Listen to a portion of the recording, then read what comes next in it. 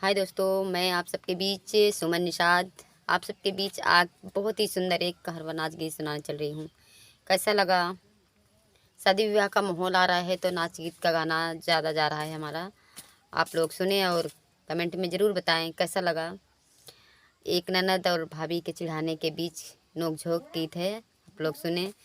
क्योंकि शादी विवाह में थोड़ा बहुत जैसे लोन ले लो या किसी से ले लो, किसी बिना तो किसी के सपोर्ट से नहीं होता, कुछ तो कुछ ज़रूर होता है। तो उसी के बीच परिवार में खींचातानी होता है। तो आप लोग इसके माध्यम से गीत सुने और कमेंट में ज़रूर बताएं कैसा लगा। राजा ननदीव पे लैली है लोन ब्याज रमा के भरी है। राजा ननदीव पे लैली है लोन ब्याज रमा के भरी है। के भरी है हो के भरी है ब्याज रमा के भरी है।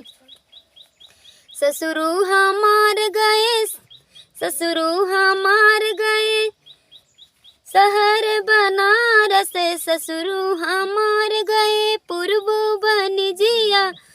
आए सासू लड़ाई लुगरी खोस ब्याज रमा के भरी है। सासू लड़ाई लुगरी खोस ब्याज रमा के भरी है। के भरी है हो के भरी है ब्याज रमा के भरी है। राजा ननदीव पे लैली है लोन ब्याज रमा के भरी है। जेठ हमार गए लखनऊ सहरिया। जेठ हमार गए लखनऊ सहरिया। जेठनी ली चूल्हा बार ब्याज रमा के भरी है। रे जेठनी ली चूल्हा बार रमा के भरी है।